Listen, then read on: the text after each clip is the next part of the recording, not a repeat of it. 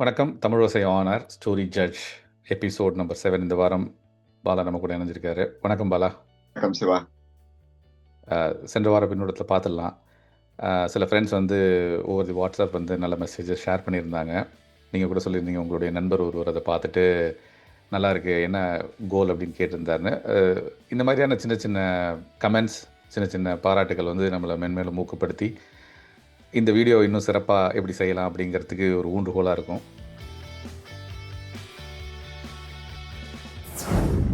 ஒரு கோட் ஒன்று இருக்குது. கணையாழியின் கடைசி பக்கங்களில் கூட நம்ம சுஜாதா அவர்கள் குறிப்பிட்டிருக்காரு. கணையாழியின் கடைசி பக்கங்களில் 70s ஆல்மோஸ்ட் அவர் சொல்லியிருக்காரு. இதை இங்கே சொன்ன ஒரு கோட்டு தான்.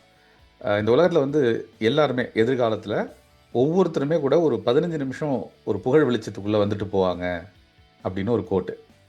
அதை சொன்னவர் யாருங்கிறது தான் இந்த வார கேள்வி கடைசி செக்மெண்ட்டில் திருப்பி நம்ம ஒரு ரிப்பீட் பண்ணுவோம். இது எதுக்கு இது தொட்டது ஒரு ஹாப்பி நியூஸாக இருந்தது அப்படின்னா, இன்றைக்கி காலையில் எழுந்திரிச்ச உடனே ஒரு நியூஸ் பார்த்தேன். தமிழ்நாடு முதலமைச்சர் வந்து 2 சின்ன பசங்களை வந்து ரீல்ஸ் பண்ணுற பசங்களை கூப்பிட்டு அழகாக பேசி ஒரு உரையாடல். நம்மலாம் கோட்டையில் போய் ஒரு அதிகாரியை சந்திக்கிறதுங்கிறது எவ்வளோ கடினமான விஷயம்னு தெரியும். அது அவருமே சொல்கிறாரு. நீங்கள் வந்து எதிர்காலத்தில் என்ன ஆக போகிறீங்கன்னு அழகாக ஒரு உரையாடல் முடிச்சுட்டு நீங்கள் வந்தீங்கன்னா கோட்டைக்கு வர மாதிரி இருக்கும். ஆனால் நீங்கள் அதுக்கு முன்னாடியே வந்துட்டீங்கிறாரு. So sweet. பார்க்கறதுக்கு ரொம்ப ப்ளசண்ட்டாக இருந்தது. வழக்கமாக வந்து குட்டி பசங்க எதை செஞ்சாலுமே கொஞ்சம் நம்ம ரசிப்போம், அழகாக இருக்குங்கிற மாதிரி. அவர்களுடைய வீடியோக்களை நான் பார்த்ததில்லை இது வரைக்கும். அந்த பசங்களுடைய வீடியோக்களை பார்த்ததில்லை. அப்புறம் பார்த்தா நம்ம இந்த அல்காரிதம் தான் ஒரு வீடியோ பார்க்க ஆரம்பித்தா வரிசையாக அவங்கள்ட்டேருந்து கொண்டு வந்துருதா. ஸோ அப்படி பார்த்தாக்க வந்து ஒரு திரைப்பட நடிகர், நம்ம ஒரு இயக்குனர் பார்த்திபனோட ஒரு ஷார்ட்ஸ் பண்ணியிருக்காங்க அந்த பசங்க. இன்ஃபேக்ட் பிரபுதேவா கூட வந்து ரொம்ப கேஷுவலாக அந்த பசங்க சிஎம் கிட்ட பேசுகிறத நீங்கள் பார்த்தீங்கன்னா இட் இஸ் ஸோ சர்ப்ரைசிங். ஒரு சின்ன மொபைல் ஃபோன், 2 குட்டி பசங்க, அது வந்து ஒரு சிஎம்மை மீட் பண்ணுற அளவுக்கு கொண்டு வந்து சேர்த்துருக்கு அப்படின்னா, ஒரு 30-40 வருடங்களுக்கு முன்னால் யாரோ ஒருத்தர் சொல்லியிருக்காருல்ல, ஒவ்வொருத்தரும் 15 நிமிஷம் புகழ் வெளிச்சத்தில் வருவாங்கிற கோட் எனக்கு உடனே ஞாபகம் வந்தது. எதிர்வரும் காலங்களில் வந்து இது ரொம்ப சாத்தியம்னு நினைக்கிறேன். ஸோ அதை தான் இந்த வாரம் மனதை தொட்டது ஒரு நெகிழ்வான நிகழ்ச்சியாக பதிவு செய்யணும்னு நினச்சேன் பாலா. அருமையா சொன்னீங்க. அதில் வந்துட்டு முக்கியமாக நான் வந்து எப்படி பார்க்குறேன்னா, ஒரு விஷயத்த செஞ்சு அதை மிக சிறப்பாக செய்யணும். இந்த ரீல்ஸ் பண்ணுறவங்க ரொம்ப கஷ்டமான விஷயம். ஏன்னா நம்மளும் ரீல்ஸ் பண்ணியிருக்கோம். அந்த 30 செகண்டுக்குள்ள ஒரு முழு கதையும் உள்ளுக்குள்ள கொண்டு வர்றது, அதை வந்து தக்க வச்சுக்கிறது, வாசகர்களை திரும்ப திரும்ப பார்க்க வைக்கிறது, அதில் வந்துட்டு ஒரு 30 செகண்டுக்குள்ள அவங்க முழு மசாலா படத்தையும் உள்ள அடக்கிடுறாங்க. ஸோ நிச்சயமா எவ்வளோ பாராட்டினாலும் அந்த ரீல்ஸ் போடுறவங்க நம்ம சாதாரணமாக நினைக்கிறோம். பட் ரொம்ப கஷ்டமான வேலை. அவ்வளோ ஈஸியான வேலை கிடையாதுங்கிறத வந்து நான் புரிஞ்சுட்டு சொல்றேன். நானும் எடிட்டிங்ல கொஞ்சம் கஷ்டப்பட்டதில்ல. கண்டிப்பா எனக்கும் அந்த தாட் தான் வந்தது. ஏன்னா 2 குட்டி பசங்க கடலூரில் எங்கேயோ ஒரு கிராமத்தில் இருக்கிற பசங்களை பிரபுதேவா சிஎம் வரைக்கும் ஒரு புகழ் வெளிச்சத்துக்கு கொண்டு வந்தது ஒரு பெரிய விஷயமா பட்டது. ஸோ அதை பகிர்ந்துக்கணும்னு நினச்சேன். ஏன்னா நீங்கள் சொல்ல மாதிரி எந்த வேலையை சிறப்பாக செஞ்சாலும் அதற்கான வெகுமதி வந்து கண்டிப்பாக இருக்குது. நம்ம இந்த வார இலக்கியத்துக்குள்ளே போயிடலாம் போல. ரெடியாக இருக்கீங்களா? நிறைய அப்டேட் வச்சுருக்கீங்கன்னு நினைக்கிறேன். நம்மளுக்கு நிறைய பத்திரிகைகள் வந்துட்டே இருக்கு. அதனால்தான் நம்ம இந்த நிகழ்ச்சியா ஆரம்பித்தோம். அந்த நண்பர் வந்துட்டு நீங்க சொன்ன மாதிரி என்னோட கல்லூரி கால நண்பர். அவர் ரொம்ப காலம் கழித்து தொடர்பு கொண்டார். 2 பேரும் அறைத்தோழர்கள். வேற ஒரு 6 மாசம் இருந்தோம், இல்ல ஒரு 3 மாசம் இருந்திருக்கும். அதாவது 2 பேருக்கும் தனித்தனி அறை கிடைக்கிற வரைக்கும். ஸோ அதனால ஒரு நல்ல நட்பு இருந்தது 2 பேருக்கும். ஆனா தொடர்பு விட்டு போச்சு. திடீர்னு என்னடா இதெல்லாம் பண்ற அப்படின்னாரு. நான் அவன் பண்றேன், நீ இதெல்லாம் பாப்பியான்னு தெரியாது. அவன் ஸ்டார்ட் அப் அந்த மாதிரி டோட்டலா வேற மைண்ட் செட்டுக்கு போயிட்டான்.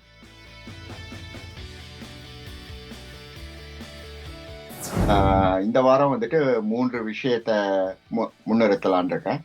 முதல் விஷயம் வந்துட்டு கவிதைகள். கவிதைகள் வந்துட்டு புதிய தடவை வெளியிட்டிருக்காங்க. கடலூர் சீனு ஒரு நல்ல கட்டுரை எழுதியிருக்கார். கானாசோ பற்றி தாயுமானவர் அவரோட கட்டுரையை மறுபிரசுரம் செய்திருக்காங்க. விக்ரமாதித்தரோட கட்டுரையை மறுபிரசுரம் செஞ்சிருக்காங்க. ஸோ இதெல்லாம் படிக்கணும். அதான் இந்த வார வீட்டு பாடமும் கூட ஆரம்பத்திலேயே சொல்லிடலாம். ஸோ கவிதைகள் இதழ் இந்த வார வீட்டு பாடம். அதுக்கு அடுத்ததா திண்ணை வந்துட்டு வழக்கம் போல நீண்ட காலமாக தமிழின் முதல் இணைய இதழ் என்ற அடைமொழியோடு வந்துட்டு இருக்கு.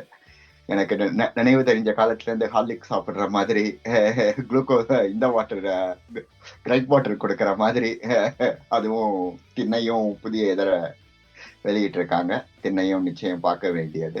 அந்திமறை ஒரு நல்ல நடுவாந்திர இதழ். அவங்க ஒரு சினிமா அரசியல் சிறப்பிதழ் மாதிரி இதோட கொண்டு வந்திருக்காங்க. நல்லகண்ணுக்கு ஒரு அஞ்சலி கொண்டு வந்திருக்காங்க. அது தவிர முக்கியமா அந்திமறையில பார்க்கறதுங்கிறது பா சரவணகுமாரன் எழுதிய மேன்சன் நாவலுக்கு ஒரு நல்ல அறிமுகம் புத்தக விமர்சனம் கொடுத்திருக்காங்க. அதையும் அவசியம் பார்க்கணும். ஸோ கவிதைகள் ஆச்சு, அந்திமறை ஆச்சு, திண்ணை ஆச்சு. கடைசியாக மயிர் மயிர்ல வந்துட்டு ஒரு நல்ல கட்டுரை வந்திருக்கு. கலப்பிரர் காலத்து இலங்கை அப்படின்னு நம்ம பாரதி வரலாற்றாய்வாளர் சீனி வெங்கடசாமி எழுதிய கலப்பிரர் ஆட்சியில் தமிழகம் அந்த நூலை முன்வைத்து பாலா கருப்பசாமி ஒரு நல்ல விரிவான பார்வையை முன்வைத்திருக்கார். அது பார்வைங்கிறத விட ஒரு தொகுப்புன்னு சொல்லலாம். ஒரு பெரிய புத்தகத்தை நம்மளுக்கு ஒரு சின்னதா ஒரு மேப் போட்டு காமிக்கிற மாதிரி, ஒரு வரைபடம் போட்டு காமிக்கிற மாதிரி, இலங்கையை மட்டும் எடுத்துக்கொண்டு ஒரு குறிப்பிட்ட விஷயத்தை மட்டும் எடுத்துக்கொண்டு அதுல கொஞ்சம் நல்ல ஒரு இன்ஃபோ ஃபில்டா கொடுத்துருக்க. ஸோ இதெல்லாம் தான் இப்போ முக்கியமா இந்த வாரம் வந்ததுல பார்க்க வேண்டியது. நீங்க என்ன படிச்சுட்டு வந்திருக்கீங்க? எந்த சிறுகதையை பத்தி இந்த வாரம் பேச போறீங்க சிவா?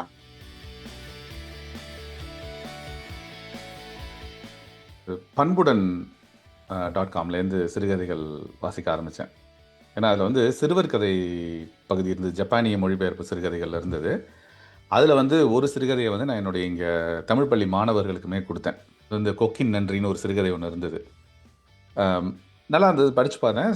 என்னுடைய மாணவர்களுக்கு படிக்கிறதுக்கு கதை ஒன்று கொடுங்கன்னாங்க. நல்ல கதையாக இருந்தது, இந்த கதையை கொடுத்தேன். அதை வந்து அதை ஒட்டி நிறைய விவாதங்கள் அந்த பசங்களே பண்ணாங்க.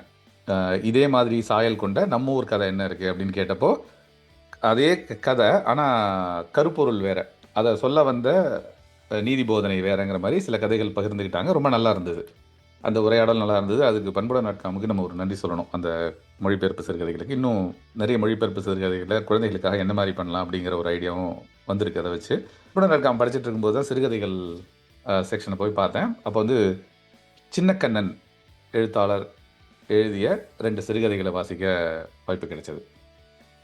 சின்னக்கண்ணன் வந்து நிறைய சிறுகதைகள் எழுதுறாரு, தொடரும் எழுதுறாருன்னு நினைக்கிறேன் பண்புடன் .comல. ரொம்ப அந்த இதழ் வடிவமைப்பும் நல்லா இருக்குது, ஒரு நேவிகேஷன் ஈஸியாக இருக்குது, நிறைய கான்டென்ட் இருக்குது படிக்கிறதுக்கு நமக்கு. 2 சிறுகதைகள் என்ன அப்படின்னா, ஒன்று வந்து ஒரு டீ சொல்லட்டுமா சாப் அப்படிங்கிறது தான் கதையோட தலைப்பு. ஸோ வழக்கமான சொல்லும்போது தான் கதையோட தலைப்பை நம்மளை வந்து பார்த்துக்கிட்டே வரும்போது இந்த கதை ஏதோ ஒரு ஈர்ப்பு இருக்கே, ஒரு டீ சொல்லட்டுமா சாப் என்ன இருக்கும் இந்த கதையில் அப்படின்னு ஒரு ஈர்ப்பு இருந்தோடனே கதையை படிக்க ஆரம்பித்தேன். அவருடைய எழுத்து நடை நன்றாக இருக்கிறது, சின்னக்கண்ணன் அவர்களுடைய எழுத்து நடை நன்றாக இருக்கிறது. அந்த கதை வந்து கருப்பொருள் என்ன அப்படின்னா, வெளிநாட்டில் வசிக்கிற வயதான தம்பதிகள் அவங்க வந்து கார்கில் வார் நடந்த இடத்த பார்க்க வராங்க. ஸோ அங்கே நடக்கிற ஒரு சின்ன நிகழ்வு தான் அந்த சிறுகதை. அதை ஒட்டி கார்கில் வார் அப்படின்ன உடனே நமக்கு வந்து ஒரு உணர்ச்சி பெருக்கான சில நிகழ்வுகள்லாம் ஞாபகம் வரும், செய்திகள் ஞாபகம் வரும், நமக்கு தெரிஞ்சவங்க சொன்ன கதைகள் ஞாபகம் வரும். அது எல்லாத்தையுமே நல்ல கோர்வையாக அந்த சிறுகதையில் கொண்டு வந்திருக்காரு. கொண்டு வந்துட்டு இந்த ஒரு டீ சொல்லட்டுமா சாப் எங்கே வந்து அங்கே முடியுது அப்படிங்கும்போது இதை வந்து படிக்கிறவங்களுக்கு தோணும், இதில் ஒன்றும் கதைன்னு ஒன்றும் பெருசாக இல்லையப்பா, என்ன ஏதோ ஒரு இன்சிடெண்ட் அவ்வளோதானே அப்படிம்பாங்க. ஸோ சிறுகதை என்பது ஒரு சிறு நிகழ்வு, அவ்வளோதான். இது ஒரு நல்ல சிறுகதைக்குள்ளே அடக்கமாக வருது. ஏன்னா சொல்ல வந்த கருத்தை தெளிவான மொழியில் எளிமையான நடையில் அழகாக சொல்லுது. எனக்கு பிடிச்சிருந்தது ஒரு டீ சொல்லட்டுமா சாப். அடுத்த சிறுகதை வந்து கொஞ்சம் அடர்த்தியான சிறுகதைன்னு சொல்லலாம், மாயா.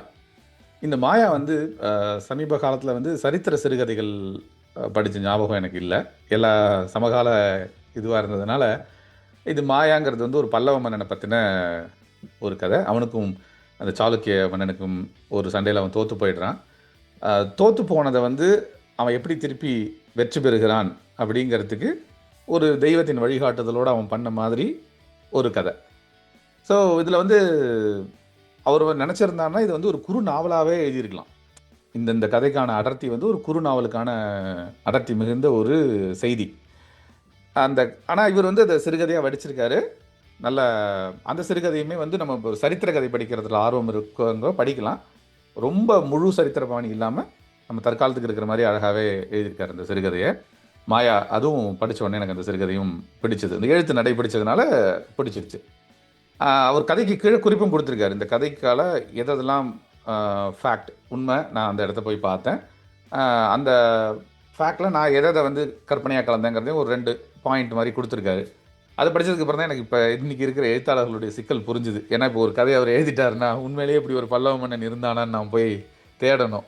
அதுக்கப்புறம் உண்மையிலேயே அந்த மாதிரி சண்டை நடந்ததா, இந்த மாதிரியான இடம் இருக்கா, ஆறு இருக்கா, ஸோ இந்த மாதிரியான ஒரு நம்ம வந்து இப்போ எல்லாத்தையும் ப்ரோப் பண்ணி பார்க்குற ஒரு மைண்ட் செட்டுக்கு வந்ததுனாலையும், ஒரு கதையை படிக்கும்போது ஒரு தூண்டுதலில் அதனுடைய ஆர்வத்தில் போய் பார்க்கறதுனாலையும், ஆனால் அவர் எழுத்தாளரே அழகாக அந்த விவரணை கொடுத்தாரு. அதுவுமே எனக்கு ஒரு பிடித்தமான விஷயமா இருந்தது. ஏன்னா கதை எழுதிட்டேன், இந்த கதை எழுதுறதுக்கான காரணம் என்ன அப்படிங்கிறதுக்கு ஒரு 4-5 பாயிண்ட் போட்டு கொடுத்துருந்தாரு. சின்னக்கண்ணன் நிறையா எழுதுறாரு. அவருடைய மற்ற சிறுகதைகளையும் நேரம் கிடைக்கும்போது படிக்கணுங்கிற ஒரு ஆர்வம் ஏற்படுது.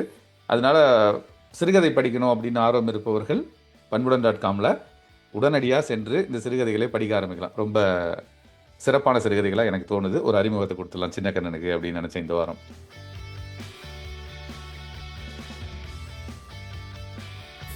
இந்த பகுதியில் சொல்லணும்னு நினைக்கிறது, போன வாட்டியே சொன்னோம், வாசகசாலையோட புது இதழ் வந்திருக்குன்னு சொல்லிட்டு.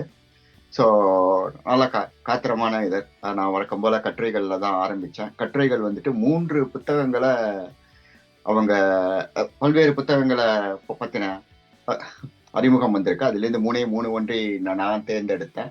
ராஜேஷ் வைரபாண்டியர் எழுதிய எழுத்தாளர் சுபியின் 12 சிறுகதைகளை தொகுப்பை வந்துட்டு அவர் முன்வைத்து ஒரு விமர்சனம் ஒன்று வச்சிருந்தாரு. நல்லா சுவாரஸ்யமா இருந்தது. நான் எழுத்தாளர் சுபியோட எழுத்தை படிச்சதில்லை, பார்க்கலாம், அட்லீஸ்ட் அவர் குறிப்பிட்ட சில கதைகளை படிக்கணும்னு தோணிச்சு. அதே மாதிரி இளையவன் சிவா வந்துட்டு முகிலன் பாரதியோட சிறுகதை தொகுப்பை புத்தக அறிமுகம், புத்தக விமர்சனமும் முன்வைக்கிறாரு. அந்த புத்தக தலைப்போட பேரு செங்காட்டு பூ, தமிழ் வெளியோட வெளியீடு.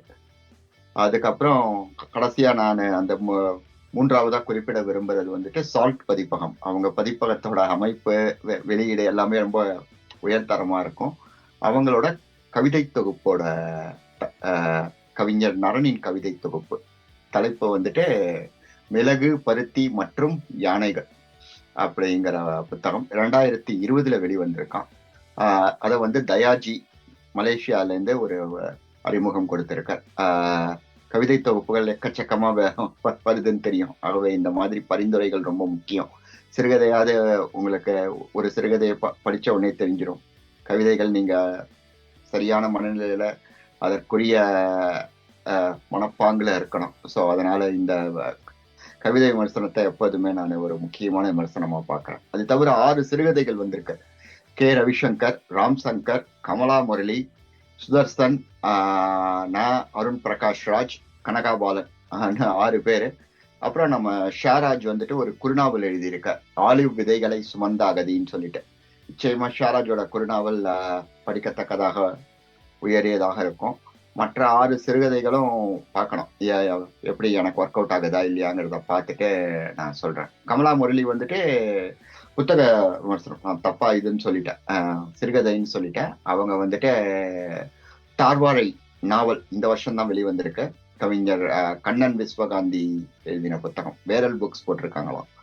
ஸோ தார்வாரை நாவலை பற்றி நான் இது வரைக்கும் எந்த அறிமுகத்தையும் பார்க்கல. அதுவும் ஒரு நல்ல முக்கியமான அறிமுகம். ஸோ 4 புத்தக அறிமுகங்கள், 3 சிறுகதை தொகுப்பு, ஒரு கவிதை தொகுப்பு, 5 சிறுகதைகள், ஒரு நல்ல குறுநாவல்.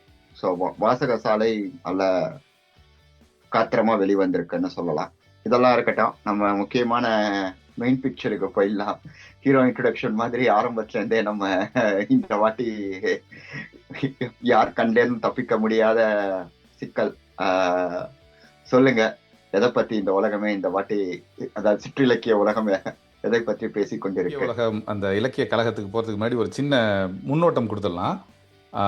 இங்கே டாலஸ் பேஸ் பண்ணி ஆனந்த சந்திரிகை அப்படின்னு ஒரு பத்திரிகை வந்துட்டு இருக்கு. பல வருடங்களாக வந்துகிட்டு இருக்கு. அது வந்து பிடிஎஃப் ஃபார்மேட்டில் கொடுக்குறாங்க. சிறப்பான ஒரு பத்திரிகைக்கு உண்டான அத்தனை தொகுதிகளையும் உள்ளடக்கி அந்த பத்திரிக்கை வந்துட்டுருக்கு. அதாவது லோக்கல் டேலண்ட்ஸ் மட்டும் இல்லாமல் நம்ம வெளியிலேருந்து எழுதுகிறவங்களையும் ஊக்குவிக்கும் விதமாக நிறையா செயல்கள் செய்கிறாங்க. நம்ம அதுக்கு வந்து ஒரு அடுத்தடுத்த எபிசோடில் ஒரு ஹைலைட் கொடுக்கலாம் அப்படின்னு தோணுது. ஏன்னா லோக்கலில் இருக்கிற மேகசின்ஸை வந்து நம்ம வந்து பாப்புலரைஸ் பண்ணாதான் இங்கே இருக்கிற யங் டேலண்ட்ஸ் வந்து இன்னும் கொஞ்சம் அதை பற்றி தெரிஞ்சுப்பாங்க. அப்படிங்கிறதுனால அந்த ஆனந்த சந்திரிகை பற்றி பேசலான்னு சொன்னோம்ல, அது உங்கள் ஏரியா, உங்களுக்கு அதில் லீட் கொடுத்துடலான்னு சொல்லி இன்றைக்கி ஒரு ட்ரையல்.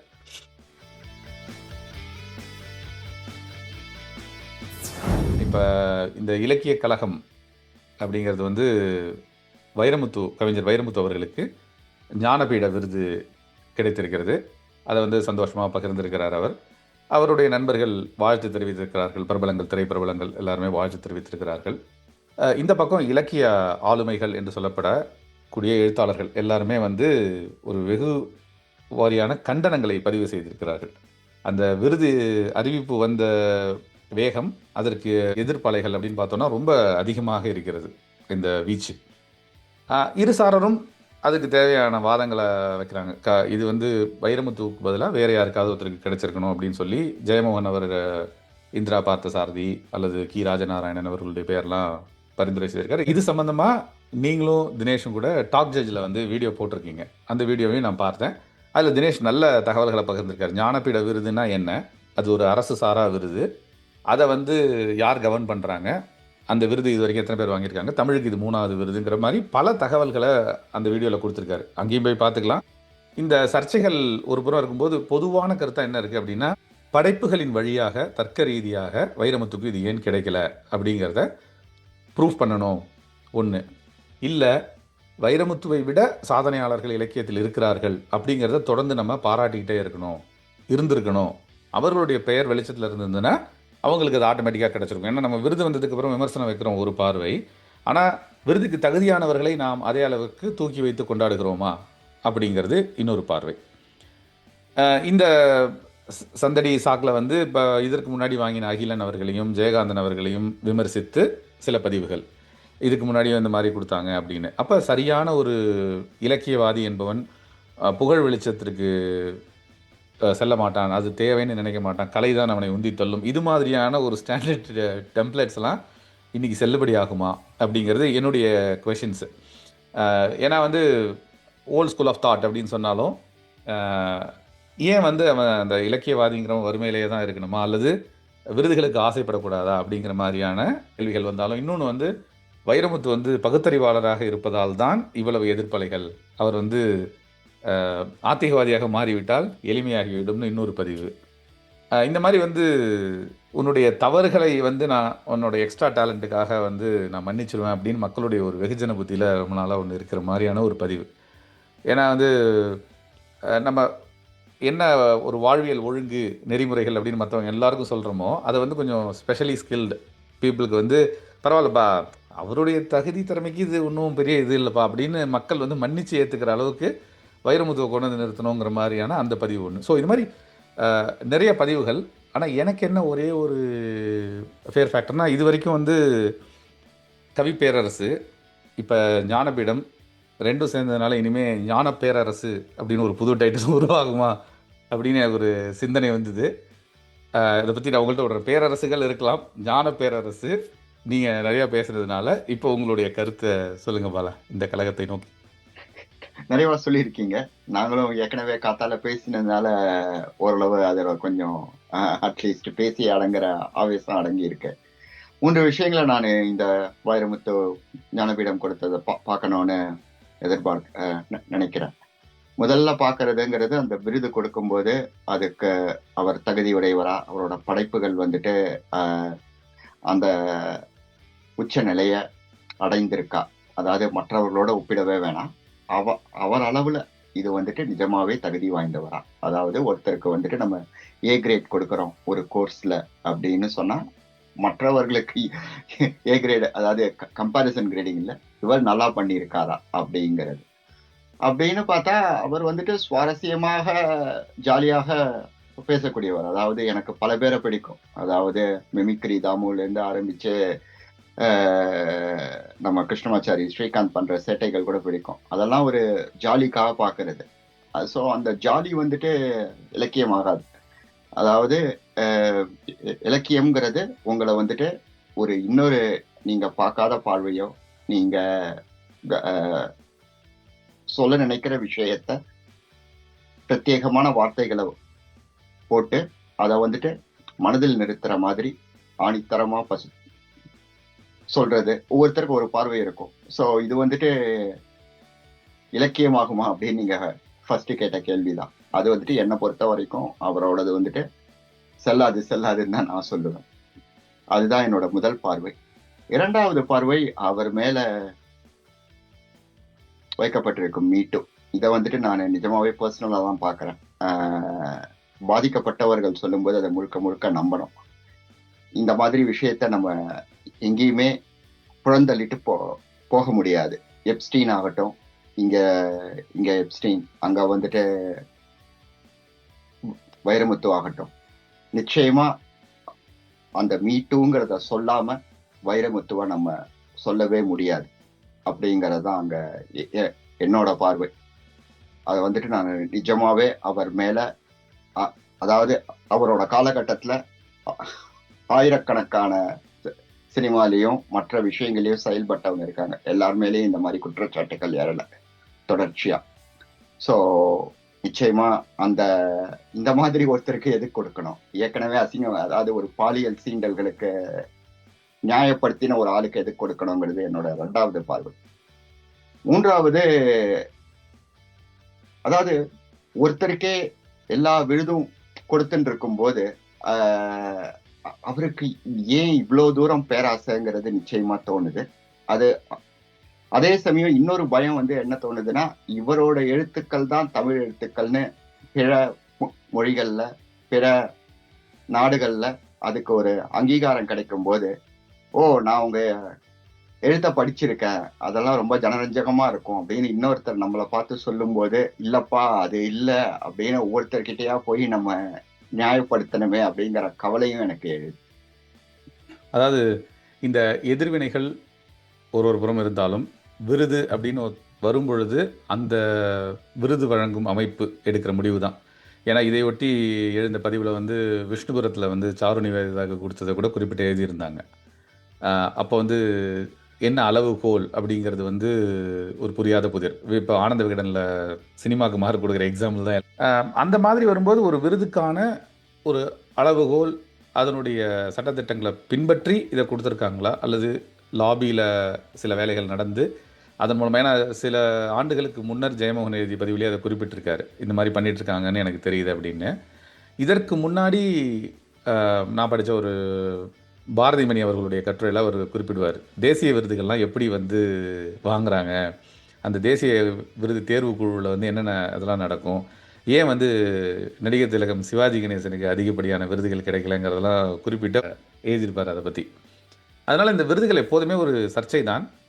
இருந்தாலும் இது வரலாற்றில் எழுதப்பட்டு விட்டது அப்படிங்கிறதுனால வேறு வழியின்றி நம்ம கடந்து தான் போகணும். ஏன்னா எதிர்த்தரப்பு வைக்கிற வாதம் மாதிரி இதனால இவர் இவரை விட இவர் உயர்ந்தவர் அப்படின்னு இலக்கியத்தில் நாம் சில பேரை வகைப்படுத்தி, உங்கள் வீடியோவில் அந்த டாக் ஜட்ஜில் சொன்ன மாதிரி, தினேஷ் சொன்ன மாதிரி, நமக்கான விருதுகளை நாமே ஏன் கொடுத்துக்கொள்ளக்கூடாது அப்படிங்கிறத தவிர, தொடர்ந்து நாம் அந்த இலக்கியவாதிகளை கொண்டாடுவதன் மூலமாக மட்டுமே பிரபலமடை செய்ய முடியும் அப்படின்னு நினைக்கிறேன் நான். ஏன்னா வேறு இதுக்கு சொல்யூஷன்லாம் எதுவும் இல்லை. ஏன்னா இந்த எல்லா விருது வழங்கும் கமிட்டிலையும் போய் நம்ம இந்த மாதிரி கையெழுத்து யுத்தம் நடத்தி இது அவருக்கு கொடுத்த விருதை திருப்பி வாங்குறதுங்கிறதெல்லாம் அந்த அளவுக்கு சரியாக படலை என்னை பொறுத்த வரைக்கும். விருது கொடுத்துட்டாங்க, வாழ்த்துக்கள் சொல்லலாம், சொல்லாமல் விடலாம். இது 2 சாய்ஸ் தான் இப்போ நமக்கு. அந்த மாதிரியான ஒரு சூழ்நிலையில் நம்மளை கொண்டு தள்ளியிருக்காங்க. பட் நீங்கள் சொன்ன கருத்துக்கள் எல்லாமே வேலிட் தான். ஆனால் இருக்கக்கூடிய இலக்கியவாதிகளை இனிமேலும் பாதுகாப்பதற்கு என்ன வழி அப்படிங்கிறதுக்கான வழிமுறைகளை தொடர்ந்து நம்ம முன்னெடுக்கணும். இந்த வார கேள்விக்கு போகிறதுக்கு முன்னாடி வீட்டு பாடத்தை இன்னொரு தடவை சொல்லிடுறீங்களா நீங்கள்? ஏன்னா போன வாரம் ஒருத்தர் கமெண்ட் போட்டிருந்தாரு, எப்பா வீடியோலாம் நல்லா தான் பண்ணுறீங்க, சிறப்பாக அறிமுகம் பண்ணுறீங்க, நான் ஸ்கூல் படிக்கிற காலத்துலேயே வீட்டு பாடம்னா எனக்கு அலர்ஜி, நீங்கள் வேறு வீட்டு பாடம் கொடுக்குறீங்களே அப்படின்னு நகைச்சுவையாக கருத்து போட்டிருந்தாரு. பட் இருந்தாலும் வீட்டு பாடம் தான். நீங்கள் பண்ணுறீங்களோ இல்லையோ எங்களுக்கு கவலை இல்லை. சொல்லிடுங்க பாலா. நிச்சயமா அது சொல்வனத்தோட புதிய இதழ் வந்திருக்கு. சொல்வனத்தோட இதழை நிச்சயமா பாருங்க. அதுல பல ராம்பிரசாதோட அறிவியல் புனைவு, ஒரு சுவாரஸ்யமான அறிவியல் புனைவு, வெங்கட்ரமணனோட பிகாசோவையும் ஐன்ஸ்டீனையும் முன்வைத்து ஒப்பிட்டு அவர்களுக்கு இருக்கிற அது ஒரு மிக முக்கியமான கட்டுரை. ரொம்ப ஒன் ஆஃப் த, அதாவது வெங்கட்ரமணன் பேராசிரியர், டொரண்டோவில் இருக்கார். அவரோட கட்டுரைகள் எல்லாமே காத்திரமானவை. அவர் ஓவியத்தை குறித்து ஒரு பெரிய தொடர் எழுதியிருக்கார். அதோட தலைப்பு கட்டுரையா இந்த கட்டுரையா நம்ம இதை பார்க்கலாம்.